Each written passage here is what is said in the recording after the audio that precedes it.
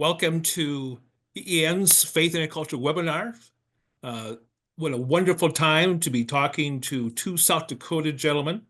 We'll be talking to David Kruger and Roy Thompson as they tell their stories of faith and agriculture.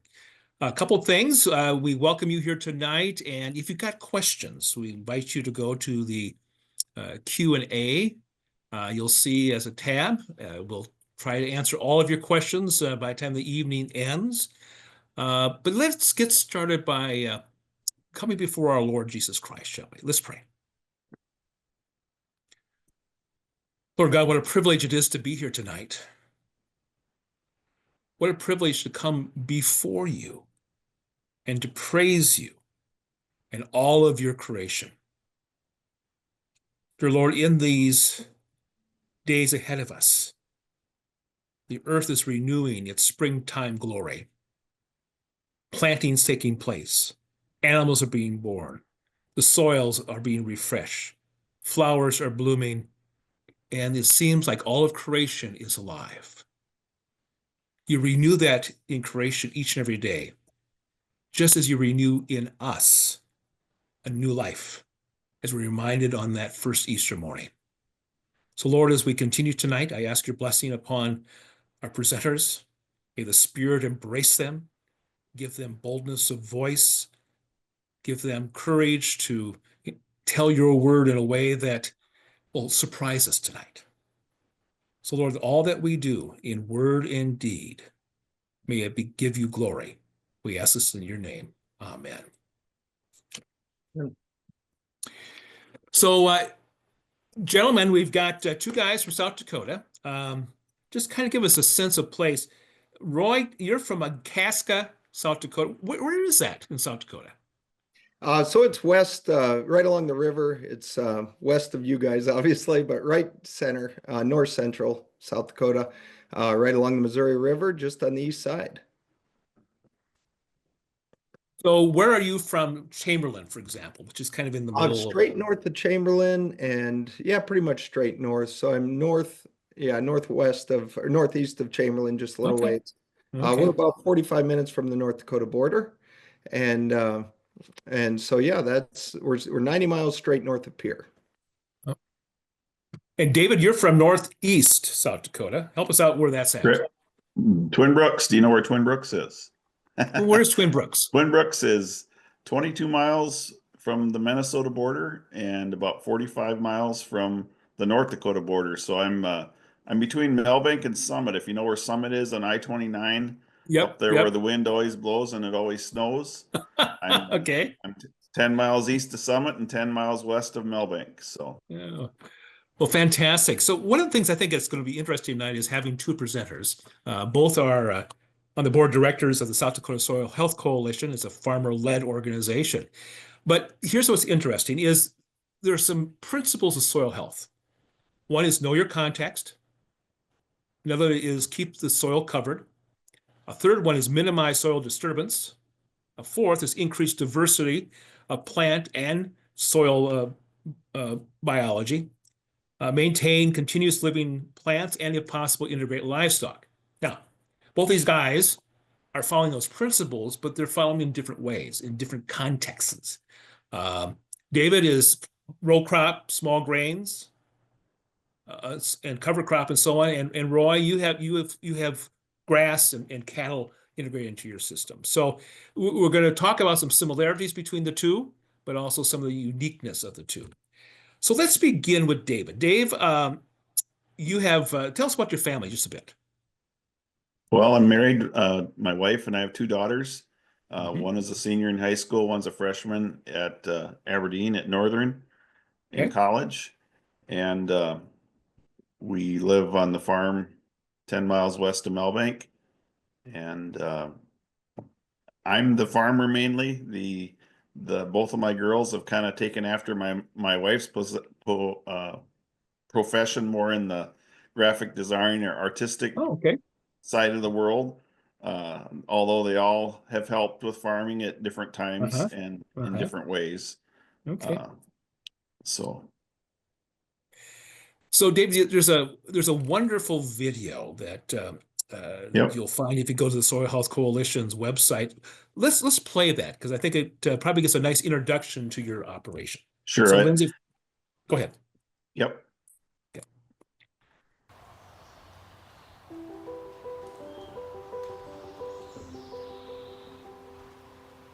My name is David Kruger. My wife is Nancy Kruger, and my daughters Maggie and Katie. We live 10 miles west of Melbank, South Dakota, on the edge of the Coteau Hills. One of the things I always remembered with my grandpa growing up when I was real little, we have a lot of southwest wind that comes down the hills. One of our biggest issues was always the dirt blowing, and I remember as a kid, my grandpa going out with a loader into the ditch along Highway 12 and scooping dirt out of the ditch and hauling it back out into the fields. When I started no-tilling, I remember my grandpa walking around watching me like the first 3 to 4 years, just kind of shaking his head like, I don't know if he knows what he's doing. And after about the 4th year, I can remember the spot in the field where we were, where I got out of the tractor to do something, and he looked at me and he says, if you can keep doing this and getting those kind of yields, you might be onto something. When I went to Lake Erie Tech, one of the teachers, Jim Clendenin, had introduced the concept of no-till to me.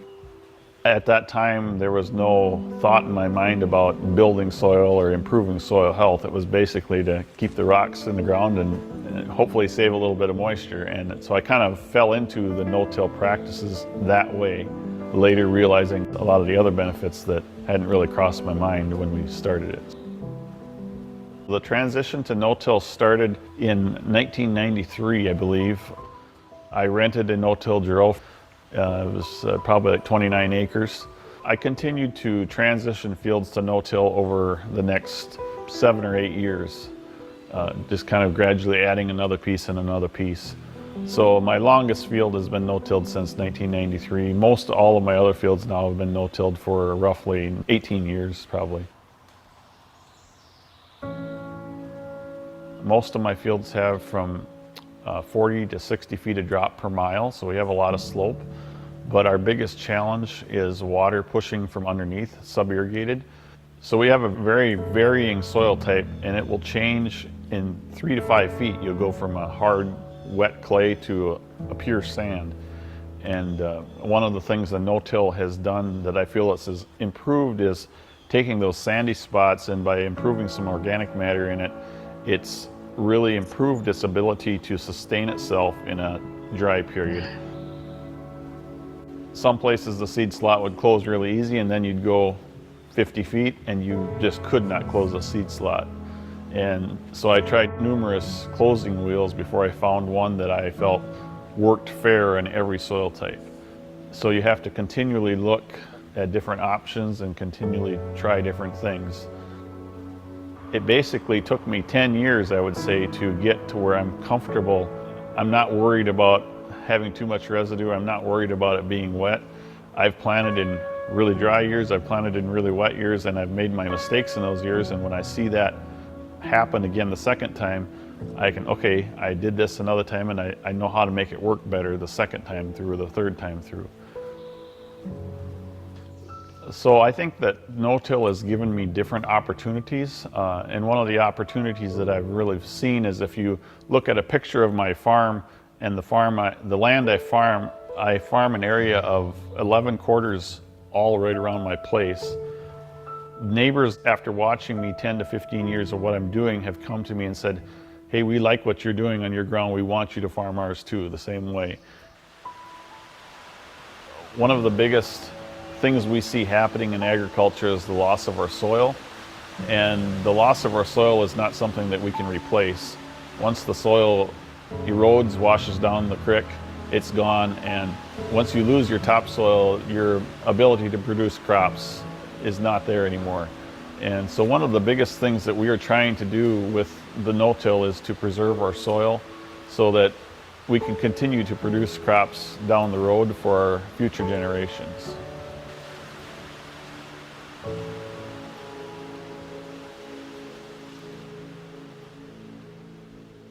David, that's a wonderful video. Yeah, it was a nice video that the South Dakota Soil Health Coalition put together about me and my operation. I would like to add a little bit to it. Yeah. And I think maybe give a little more background and share a little bit how God is in control of all things. My grandpa, Mm. who I spent a lot of time with farming when I was young, actually retired from farming when I was 7. So Okay. he still had a quarter. He retired from farming, and when I was 7 and he was 70, he went into the business of breaking horses. The job that how he started farming was with horses, and when he was 70, Mm. he went back to breaking horses. So he was no longer farming when I was growing up, and I started working for a neighbor. And if you, for those of you who know of the 80s and early 90s, it was a very difficult time farming with high interest rates, and the opportunity for young people to get into farming was almost non-existent.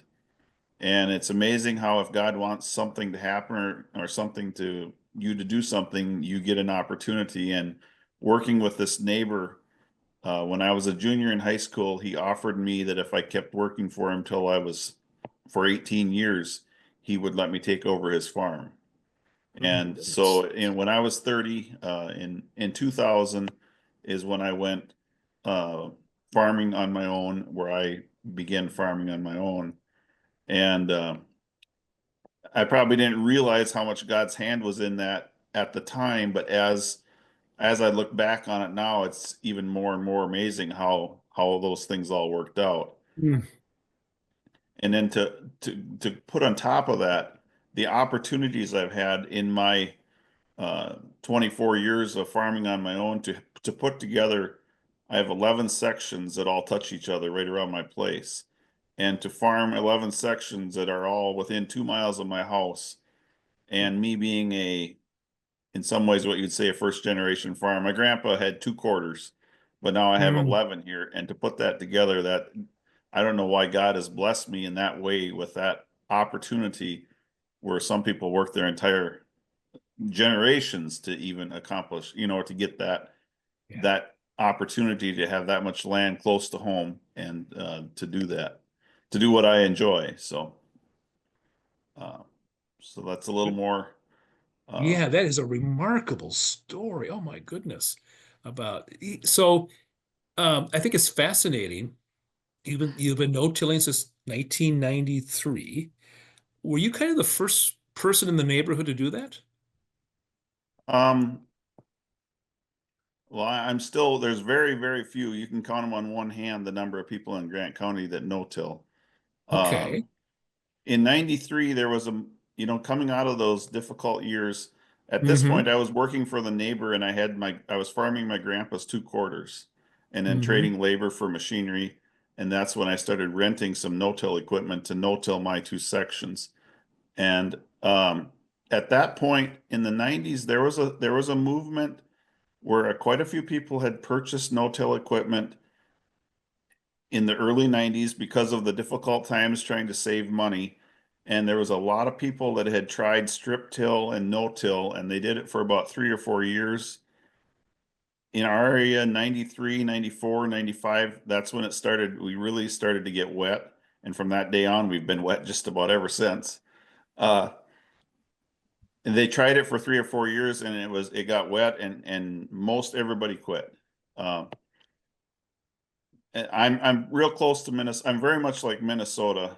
I'm close enough to Minnesota where I'm on the eastern edge of the Coteau Hills, and you would say that from me west is a different environment from me going east. I would classify the land I farm in my area a lot more Minnesota type soil and weather than it is in western west of me when you get more into the South Dakota, the middle of South Dakota. So that creates, our typical challenge is being too wet is our typical challenge. And to manage that in a no-till situation is the struggle that most people say won't work. But I've continued to I struggled through the first few years and kind of learned how to deal with that and to be patient. And then as the system learns to take care of itself, you can plant in conditions a lot wetter than what you would ever think you could plant in, or maybe should be planting in.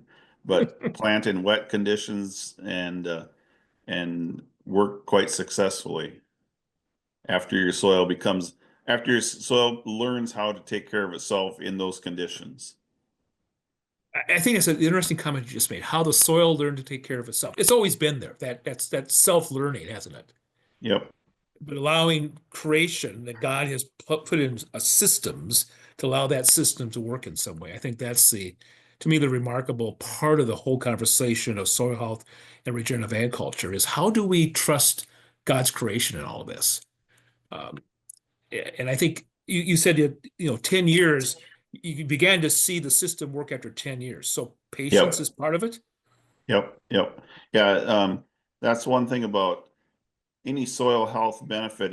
We live in a society that wants instant everything. We want it to happen today. We worry about what's happening today and we want results immediately. In a soil health system, you have to be more of a looking at long-term benefits than short-term. And the long-term benefits just continue to build. I've often referred to it as like putting money in a bank. It's not a Mm. checking account where you can take it right back out. It's more like a CD where you got to put it in, let the interest start to build, and after 10 years, then the interest starts compounding, and then that's when your benefits just start to explode. And after 10 years, that's when you start to see a better return on investment. Your break evens start coming down, and after 10 years, that's where you start to really gain the advantage of the soil health practices. So what kept you from being discouraged during that time? That 10 years is a decade. That's a long time. How do you keep motivated, and what keeps you from becoming discouraged? Well, I guess you still have to go back to what I saw growing up with erosion, both wind and water erosion, and the loss of our topsoil. And we live in an area that eroded very heavily, I would say probably in the 30s. I mean, we have areas that have very little topsoil because it's eroded away because of the wind and water erosion. Living on the edge of the Coteau Hills, we get a lot of winds that come down the hill, right along the edge of the hills, that are a lot stronger than other places, farther away from the hills. So I guess the motivation is seeing the soil stay in place and hoping that knowing that if you continue to lose that topsoil, you're not going to produce anything. And knowing that, okay, by preserving this, it's going to get better. And it did get better. It has gotten better. Not saying that I can't improve and can't do things a lot better yet, but I don't know. I guess maybe I'm bullheaded, or I want to do something different than everybody else too. Being a little bullheaded, I think, in this business is what people need to do. That's as I talk to people, to be able to be that kind of pioneer, that lone voice, doing this new thing, and people are watching. I guess they're watching, see what's going on. In all honesty, it really takes an attitude that I'm going to make this work, or I'm going to figure out how to make it work. Over my 30 years of doing this, I've tried numerous things, and this doesn't, or I planted a crop, it didn't work. Identify the problem, and then figure out how you're going to change to make that problem not be a problem. Okay. Figure out how to make that work. And it's more of an attitude. If you go in with the attitude that you think it's not going to work, it's not going to work. But if you go in with the attitude that, hey, I'm going to figure out how to make this work, you will do that.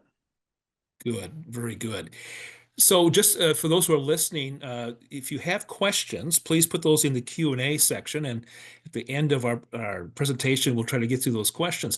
Well, David, thank you very much for kind of sharing a little bit about your operation. Now we're going to switch to more of the central part of the state and introduce Roy Thompson. Roy, you are, again, is it Akaska. Is that how you pronounce that Yep. town? Yep. Everybody thinks it's Alaska, but it's Oh, Akaska. Very Akaska. similar. Yeah. And so Roy, you've been farming for how long?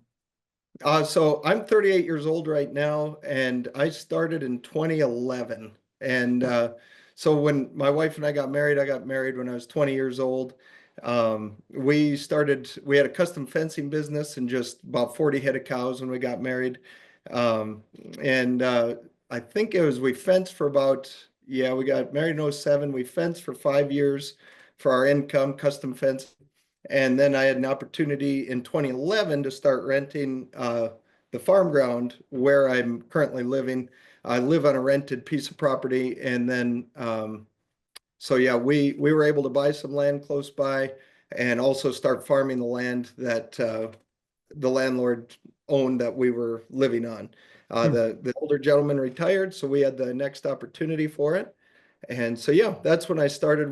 My dad farmed before that. Well, he ranched. He's a rancher. Don't tell him I called him a farmer. But Okay. there's a big difference if you know that. But ranchers are livestock, cattle, old west mindset, riding horseback, that kind of stuff. And so growing up in a ranch family, I always I seemed to enjoy the jobs that no one else did. So I enjoyed mechanics, I enjoyed running equipment. And so my brothers, they're full-time ranchers as well. So I put in the crop for my dad before that when I was growing up. And if we did harvest something, I usually got to help with the harvest. And so I enjoyed that, but I mainly didn't start on my own until about 2011. So tell us about your operation.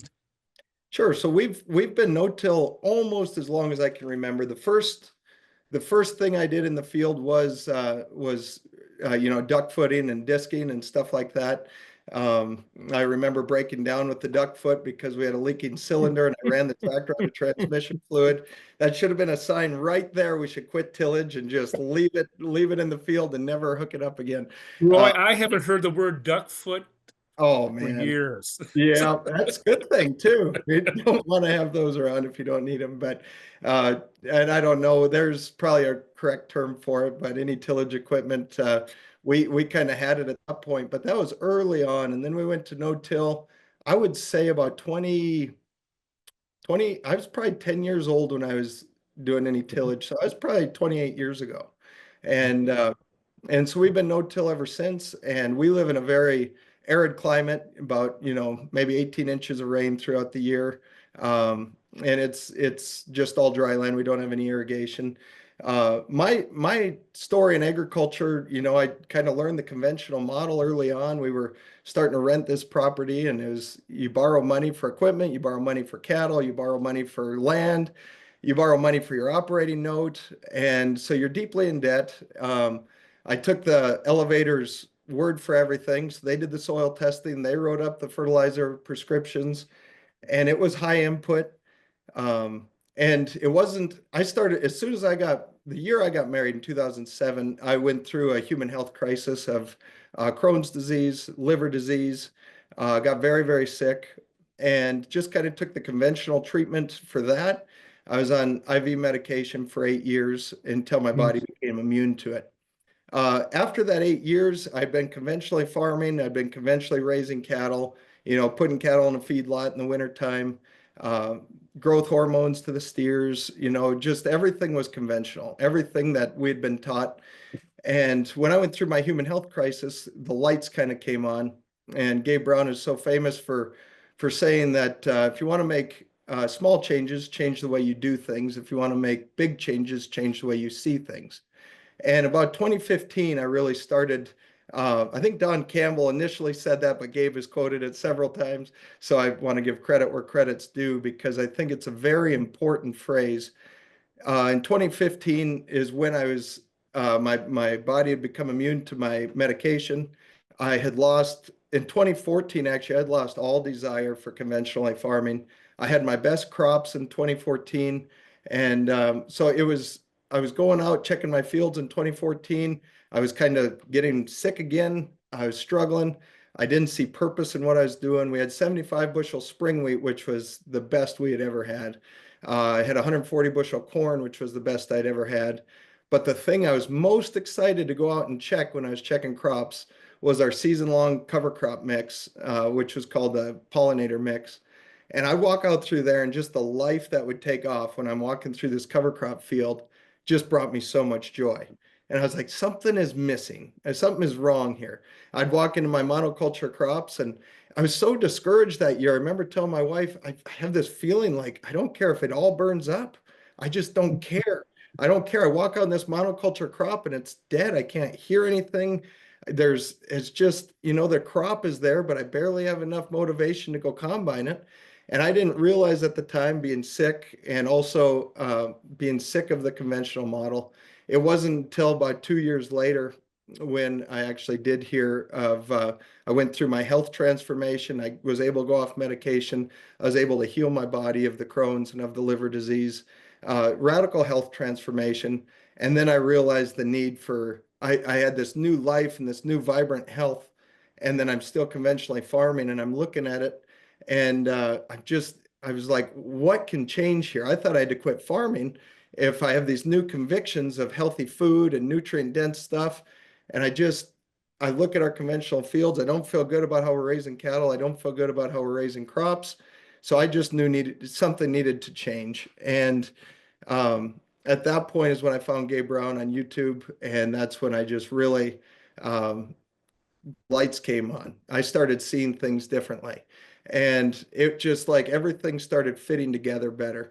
I started understanding God's hand in my life as far as leading me through the difficult health journey, and the timing of which I was able to heal my body. And then all of a sudden, as I'm healthy and as I'm ready to start making changes, I all of a sudden started seeing the need for change in our operation.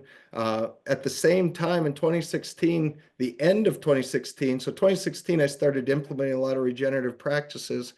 The end of 2016, I was on my way to my checkup at Mayo Clinic, and my banker called and she said, "Are you sitting down?" I said, "Yeah, I'll be sitting down for about 8 hours here, so I better just enjoy the conversation. What do you have to say?" She said, "Well, you lost $70,000 this year, and we need to there's a hole in the bucket somewhere. We need to find it, we need to plug it, and we need to figure out what happened." And I'm sitting there sinking feeling. And in agriculture, for those of you listening that maybe don't know, if you're operating on an operating loan, you may have this big balance of the money you can spend in a year, and you don't know that you're actually profitable or not until the end, when you sell all your crops and you bring all the money in, and then you go to pay the bank off, and all of a sudden, you may be, your assets may be devalued, you may be or depreciated. You may have lost money on a certain crop or whatever. And what we realized is we had become so what would I say, just high input for such a small, I'm trying to think of the way to say it. I suppose we high inputs, low return. And the years that we had, the Lord always took care of our needs for sure. But the bank was saying, we're losing money and we need to stop this fast. Well, that is when I really knew I needed to dig into regenerative agriculture, because it's higher profitability for farmers, for the producer. You start seeing things differently with stacking enterprises and doing different things. And so that is what I decided to dive into at that point. I give a presentation called "There's a Hole in the Bucket, Shoestring Operating and Why I Won't Go Back." And that's I do understand there's an old song called "There's a Hole in the Bucket," and that's kind of where it came from. But that's how I felt. I felt like everything we were doing, we were working hard, we were fencing, we were farming, we were doing everything we possibly could and still losing money. And I see now, looking back, that the Lord's hand was in that, because he had better things in store for us. And I had to get sick and tired of being sick and tired to decide to move forward. And then that's when I started learning about regenerative agriculture. And what really made so much sense to me is I was able, by God's grace and by his provision, able to regenerate my body. And looking at our soils, they were sick and they were unhealthy, and they were in desperate need of regeneration as well. And what I've learned going through this journey, as I've learned about our human microbiome, as I've learned about proper balance of bacteria and fungi and different things in our bodies, it's so similar to the soil beneath our feet. You need to have a proper balance of bacteria and fungi ratios, and you need to care for it. When we're putting synthetics on our soil, it's just like us taking an antibiotic. It may help in the short term, but it's really damaging the life below the soil. And so that's what has invigorated. I had a whole new purpose for life and for agriculture after learning about regenerative agriculture. I tell Gabe when I do get a chance to visit with him that it's been such a blessing because God has used him in my life in a way of helping present something in my life that brings hope and it brings freedom and it put the joy back in farming. That's one wonderful story. Gabe Brown's a good friend of ours at EN. In fact, he was our very first Faith and Ag presenter. So we have a long history with Gabe Brown and have the highest regard for the gentleman. Yeah. But Roy, you talked about this idea, this connection of healthy soil, healthy plants, healthy livestock, healthy life. There's sometimes sometimes actually Gabe is on tonight, just so you know. I knew that. I wanted to give him Okay. He texted So me anyway, right so this before. idea of this connection, and what causes kind of the disconnect in contemporary agriculture, right? I grew up, I'm a University of Minnesota Ag College trained, ag education trained, read the science, understand the science, and yet my experience with people like you all have taught me so much about that I had something missing in my understanding. So what continues to be the disconnect, you think, in contemporary agriculture? That's a really good question. I really appreciate it. And I honestly, in my life right now, I think it's several things, but I think in my life right now, what I've noticed, I think it's convenience because it's not always easy to be intentional with what we know we need to do. It's much easier to put a seed treatment on and not worry about cutworms taking out your corn. It's much easier to go spray a fungicide when it's humid weather, rather than just decide, whatever it is, and I just trust the Lord for whatever yield I get off of this. So it's convenience, and same with our human bodies. Sometimes we get disconnected from our food source because it's easy to go and buy a go through the fast food drive-through, and it's easier to just have something as fast as you possibly can and not sit down and eat a healthy meal. So I think we get disconnected from convenience because of convenience, and we want what's easy. And you don't really ask the questions as like right now I've been doing some research on what I should be doing on one field that I haven't done a lot of regenerative practices on yet. And I'm a little concerned about the worms in that field, the cutworms actually being a problem as I either decide to plant corn or sunflowers or anything, because I went away from seed treatments. So I'm trying to honestly just ask the Lord what I should put on these acres. And I've kind of come to the conclusion it's just ready for a year of regen. And I'm just going to go with a multi-species mix, and I'm going to take my cattle there and raise it. And so it takes extra time to take your cattle down to this field. It's a long ways away. You got to haul water. It's not convenient, but yet I do believe that's what's right for those acres right now. Or even if I need to put up some hay, I can do a multi-species mix and cut it for feed. Just something that's going to start getting life back on the landscapes. I think another thing that creates a disconnect is we as producers, get paid for quantity rather than quality. So I think it's easy to make the easy choice for the convenient, easy choice to guarantee more bushels or more pounds on your animals. It's easy to put an implant in your calf, a growth hormone in your calf in the spring. They're going to weigh more in the fall. It's easy to do that. And if you're getting paid by, the conventional model, that's just paying for pounds and bushels, you do get a little disconnected. But when you really start seeing life come back to the soil, to the landscape, to the ecosystem, it brings so much joy. And it's just something that I feel in my life. It's a new conviction for me that I feel God's placed in my heart to regenerate the world around me as best I can. remarkable story. You know, I have to give you all guys some credit. I'm a hobby beekeeper. And if you've been watching the news, they talk about 60, 70% of all the colonies in the country have died over the winter. I had a 100% survival rate on my colonies. You know why? Because I started to think regeneratively in keeping Mhm. bees. That's So I want awesome. to thank you all for teaching me some new ways that I was able to scale into my small little piece of agriculture, my beekeeping, that I'm seeing the same regenerative life taking place. That's Yeah. phenomenal.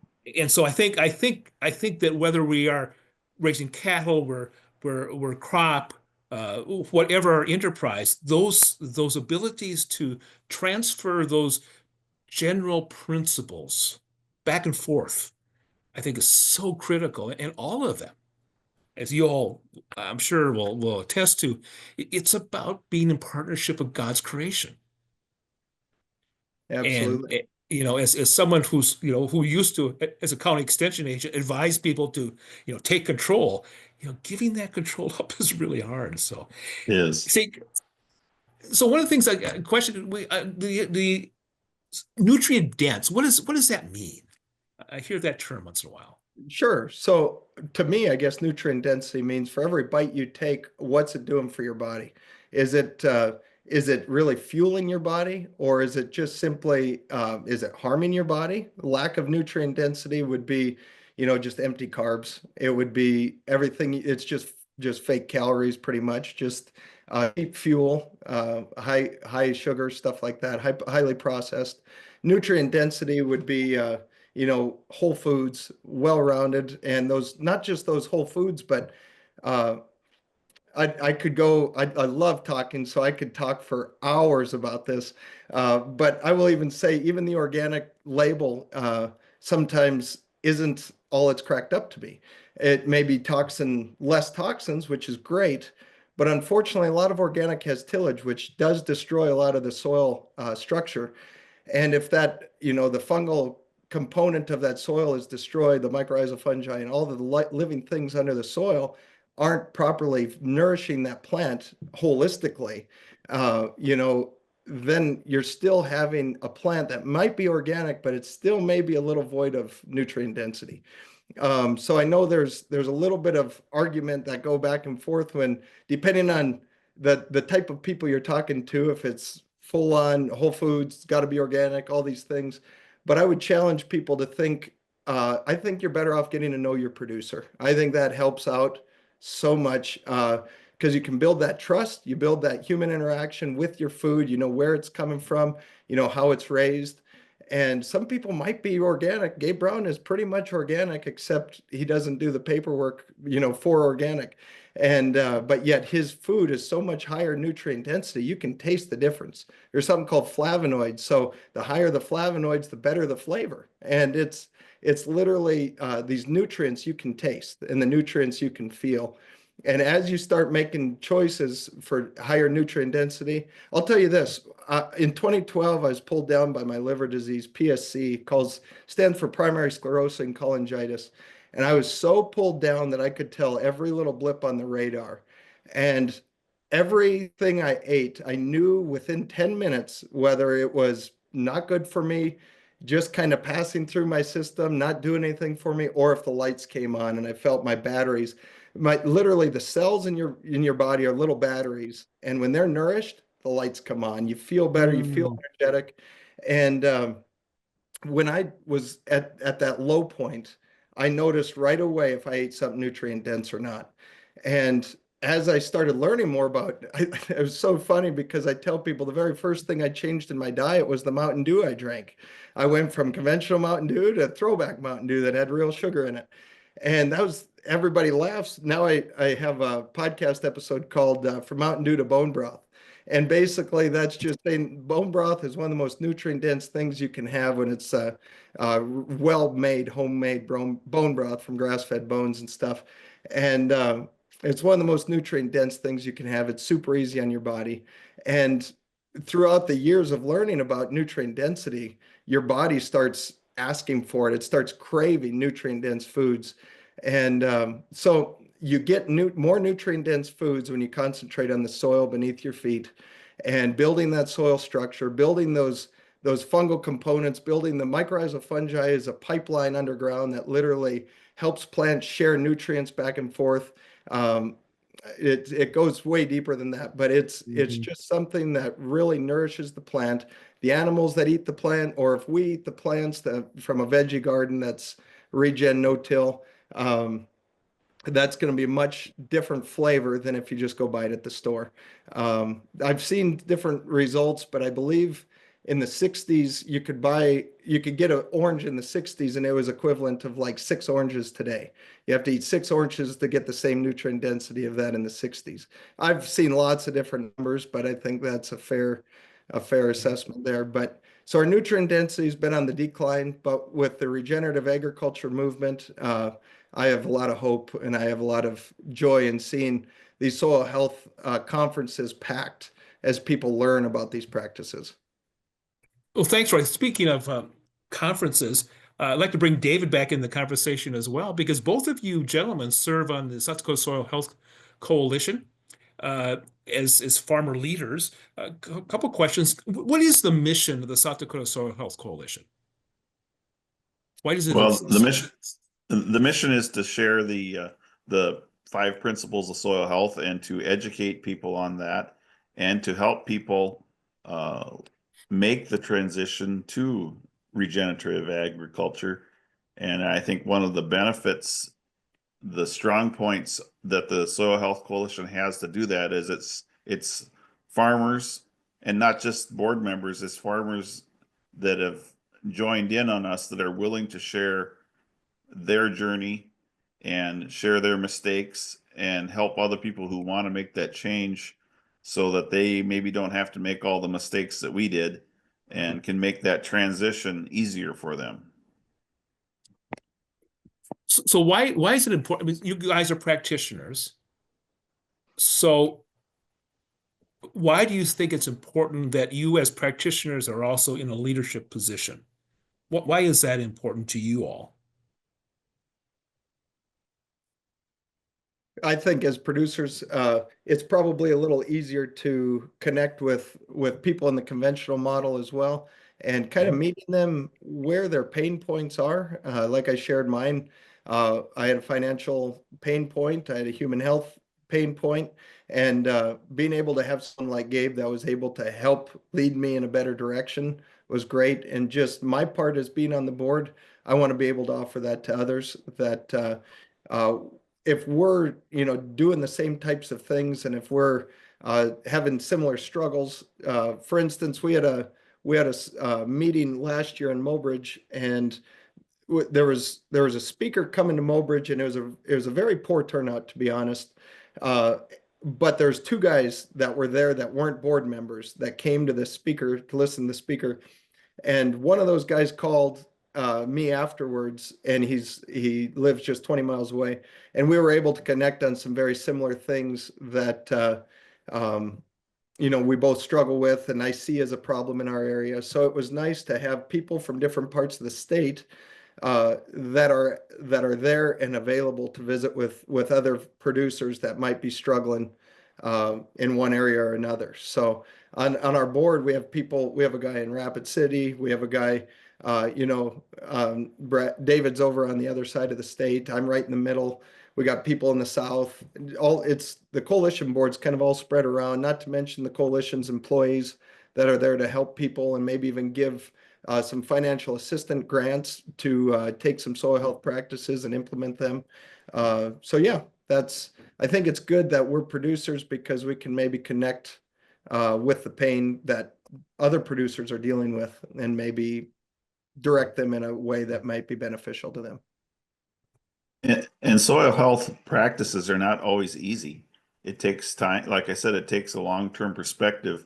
And being a farmer who has went through some of them, and when someone else is trying to incorporate some of these and comes upon these struggles, you can encourage them by sharing, I had the same problem, this is how I handled it, and help them through it, and also encourage them that there is light on the other side of the tunnel, that this does get better. This problem, this was a struggle for me for 4 or 5 years in this stage, but then it did improve, so I really think that's a very important part of what we do. Mhm. The coalition has mentors, is that correct? You have a mentoring team Correct. of some type? How does that work? Well, there's a book that has mentors from all over the state. I believe the book has different areas that, Roy might have the areas that he has livestock and different things. Like mine is crop production. And anybody, when you receive this book, you're free to call anybody in that book, and everybody that's in that book has agreed to share their experiences and share their information with other people. So it's just a one-on-one sharing of information and helping people um, make that transition. Are you seeing interest in numbers with the coalition increase? Yeah, I would say it's growing quite rapidly. Um, yeah, it is. There's definitely, I would say that, like I've said, I'm kind of in a generation where there weren't a lot of farmers my age coming into farming. There's a younger generation that's probably in the mid 20s to the mid 30s that has a tremendous interest in some of these regenerative farming practices.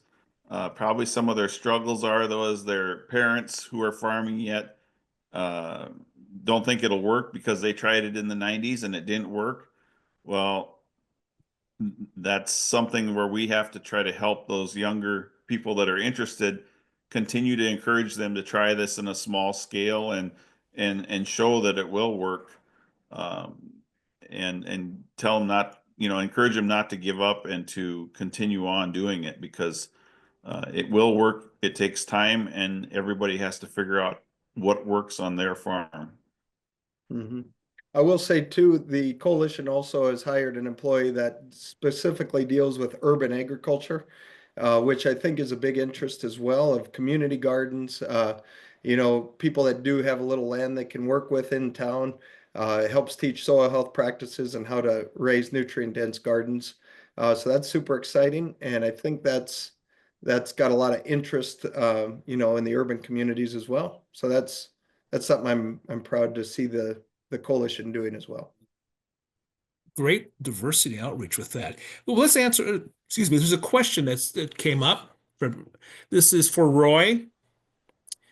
And actually, a question for both Roy and Dave, but two separate questions. For Roy first, what do you do to make do with 18 inches of rain per year? Do you irrigate? He said, I've considered a rule of thumb that you need 36 inches of rain or irrigation a year to grow a crop. Do sunflowers need less water? So that's the question. So how do you farm on 18 inches of rain per year? Yeah, so that's a good question. So one thing I learned quickly is corn and bean rotation isn't for my area.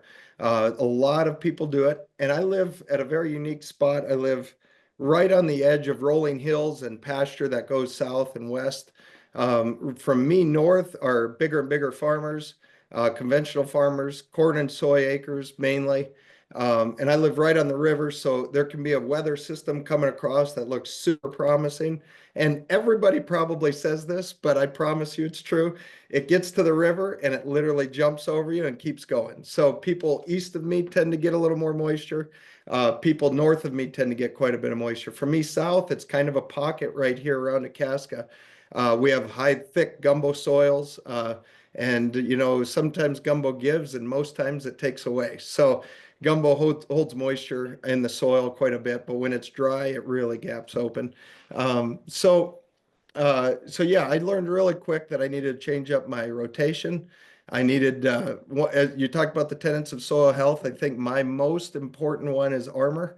I need to get that ground covered and leave it covered as much as possible. I've kind of got the opposite problem of David. He has to deal with too much moisture. I have to deal with not enough. One thing I've done is plant cereal rye in the fall. You can usually catch enough soil moisture to get it started. And if cereal rye will even swell, it'll sprout the next spring. And so that's a good thing. There's been 1 year it was so dry in the fall it didn't vernalize, and I didn't have it come in the spring barely. It started out in the spring, but it was just like any spring seeded crop. It was way behind, and but in my area, cereal rye is the first thing to green up. And so we have certain people that grow winter wheat in our area, and they're always jealous when they drive by, and then they realize it's rye, and then they're not jealous anymore. Rye is kind of a weed, so any wheat farmer doesn't like it, but rye is hardy.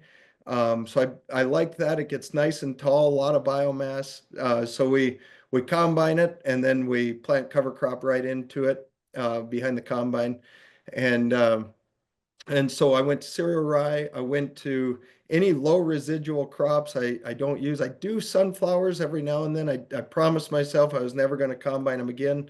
And then this year, because they looked financially feasible, I did decide to plant some. I haven't planted them yet, obviously, but I am going to grow them regeneratively, where I'm going to rig up my air seeder where I put sunflowers on 20-inch spacing and then pollinator mix on 10-inch spacing.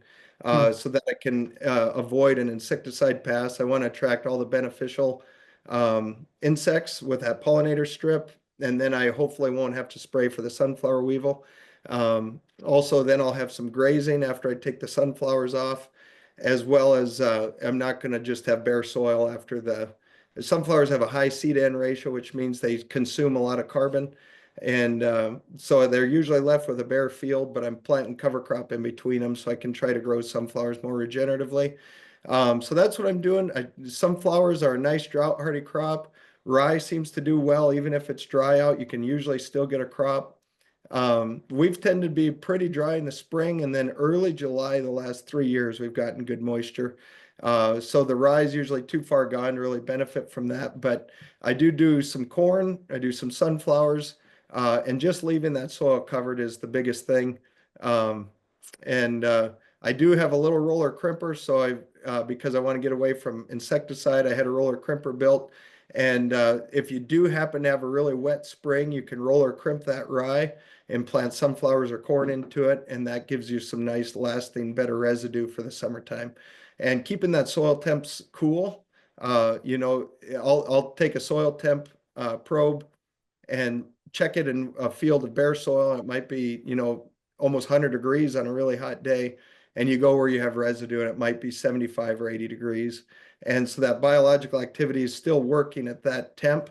But when it's so hot, things start shutting down. So leaving the soil covered, I'd say, is the biggest thing I focus on. Great answer. So Dave, same questioner is asking you, as Roy alluded to, on the opposite end. Roy's dry, you're wet. So the question to you, Dave, is what do you do with so much wetness? Well, first I'll explain my wetness. We have about 24 to 26 inches of rain, so it's not that big of a difference. But our struggle with the wet part is we live right on the edge of the hills. There's about 1,000 foot of elevation increase in about 3 to 4 miles from my place. And when that ground is wet up in the hills, if the pasture potholes are full, that water pushes under the ground and it comes out of the ground in our area. And that happens every spring until the grass starts growing. About mid-June to the 1st of July, when the grasses in the pasture are sucking a lot of water, then we just dry up. And so March, April, May, and June are kind of our rainy season, and we can usually be wet with zero water if there's water in the hills from the snow melt.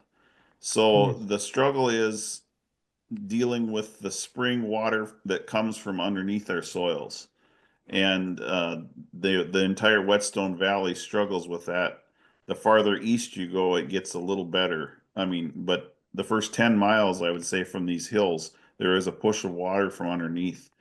And the way that I have dealt with that is finding that residue is my friend. Organic matter, if you increase your organic matter and you quit tilling, it takes a few years, but your soil becomes less sticky. I can plant through conditions that you would believe. I look at it like, what am I going to do here, And I've drove through water, and not saying that's a good practice, but I've drove through water with the planter and not had the wheels the gauge wheels mud up. Hmm. So I have a little bit of a unique situation. I have 4 quarters that we do tillage on because the landlord just, I started no tilling and he just, no, and you're not doing it on my land.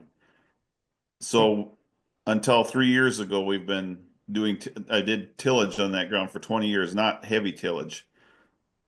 I will plant on my no-till fields through a lot wetter conditions and not have any trouble. I don't have Mudsmith gauge wheels or anything like that on my planter.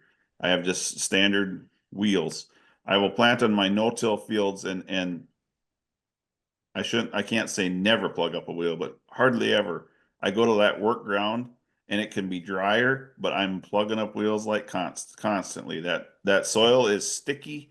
It's a different consistency, but it takes 10 years. Maybe when I started it, I didn't do cover crops. With cover crops, you probably can incorporate that in 5 or 6 years, get to the point it took me to get 10 years. But it takes time to build your soil structure, to build your organic matter, and that soil will change and it doesn't become as sticky as it used to be. When I started no-tilling, I always had to wait 3 or 4 days longer than my neighbors. Today, I can go out there the same day or before my neighbors and do the same thing. Huh. So obviously your neighbors see this. What do they say to you, David? How do Well, they respond to that? as I shared in the video, the neighbors close by, I have had uh, for 5 quarters that all touched me, that after watching the erosion that I was stopping, saw what I was doing and came to me and said, "Hey, I want you to farm my Okay. land too the same way." There's other neighbors. There's another neighbor now that is transitioning or is transitioned to no-till close by. But it's still very difficult. There's a lot of people that it won't work on my land, but it's working on mine right across the road, but it still won't work on mine. It won't work across the road. Yeah. It Hear a still goes lot of back that. to the attitude. So here's a question. I mean, we are policymakers have a lot of influence in agriculture, as you well know. So if you had Congressman Johnson on your farm, he serves on the House Ag Committee, and you wanted to say, Congressman, we need to be sure that we are providing resources, technical support for regenerative agriculture.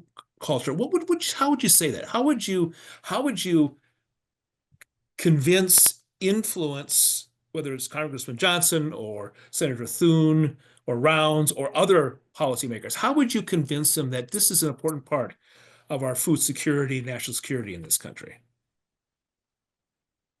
I don't know that I would convince them, because Okay. if the farmer doesn't want to make the change, it doesn't matter what kind of a government policy you're going to throw Okay. at them.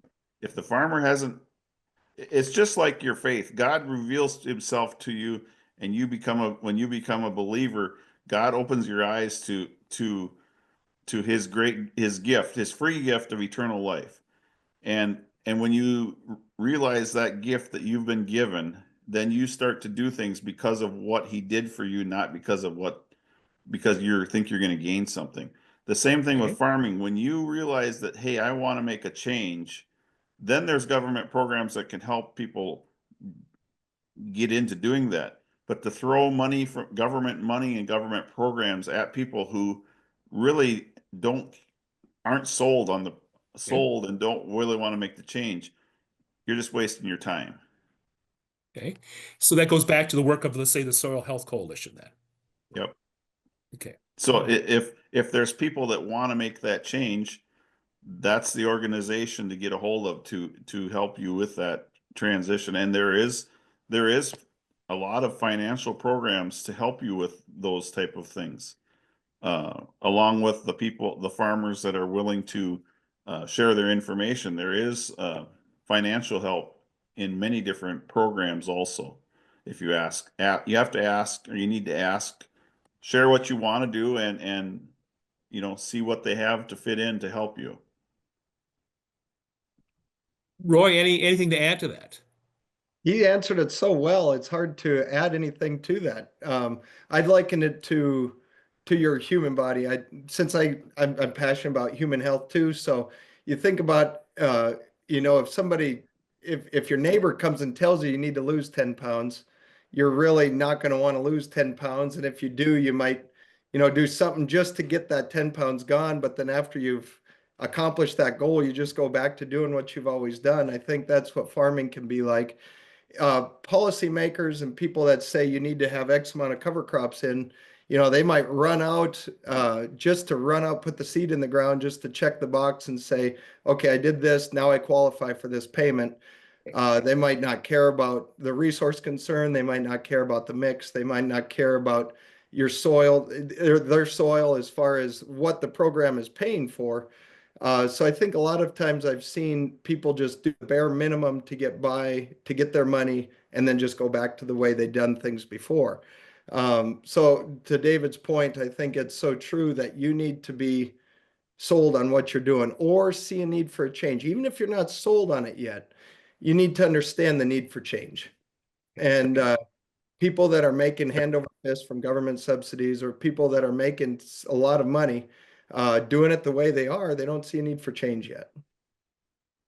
I've used a lot of government programs to expand to experiment, to try different things to see what did work and what hasn't worked. And it's allowed me to do that. I mean, I've tried numerous different things and through those programs that I've got to try things, I've learned things that have improved my operation.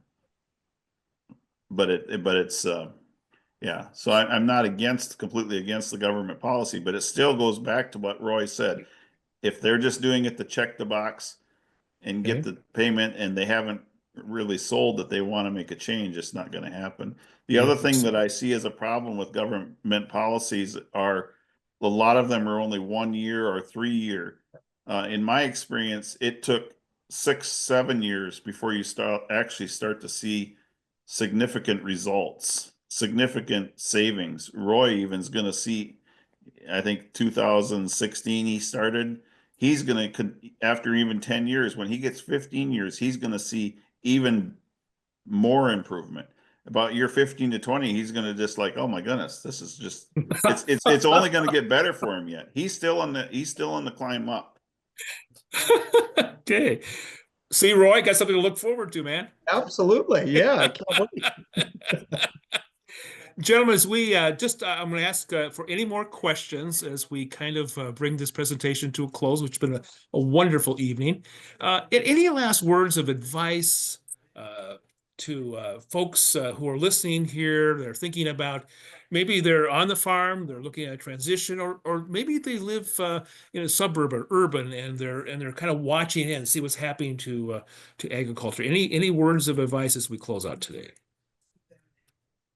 I guess mine would be a question. Does what you're doing make sense to you? Does it make sense to you what choices you're making in your life? I would say I would encourage you to try to not play the victim. And what I mean by that is to say, well, I can't do that here because of XYZ, or I can't do things differently because I get too much moisture, or your soil health practices sound great, but I can't do it here for whatever reason. I'd have an open mind and ask yourself, does what you're doing, whether you're a producer or even your eating choices, or if you want better health, does what you are, how you're stewarding your body make sense for you that you should be experiencing better health? Or as a producer, does what you're doing to the soil, to your crops make sense that you should be, regenerating your soil or not? So I would just say, does it make sense to you? Because for me, the lights really came on when all of a sudden it made sense to me of why my body was getting better, why I was able to heal my body, why God healed my body, but led me the way he did. And it just comes down to stewardship. Are your stewardship decisions, do they make sense to you? That'd be my question. Very good. David, any last words of advice for tonight? I guess the one thing I would say was, well, that earlier you asked me what kept me motivated at the beginning to Mhm. continue on those first 10 years when I would struggling with getting crops in wet conditions. Uh, the main reason I do what I do, or why I started doing what I'm doing and continue to this day, is because of the free gift of eternal life that God has given me.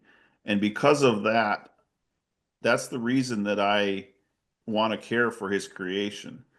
And one of the things that continued to encourage me, or to for me to not give up, was I saw the loss of our soil through water erosion and wind erosion, and I knew that what I was doing was taking care of God's creation and preserving that we weren't having the erosion that we were Hmm. having prior.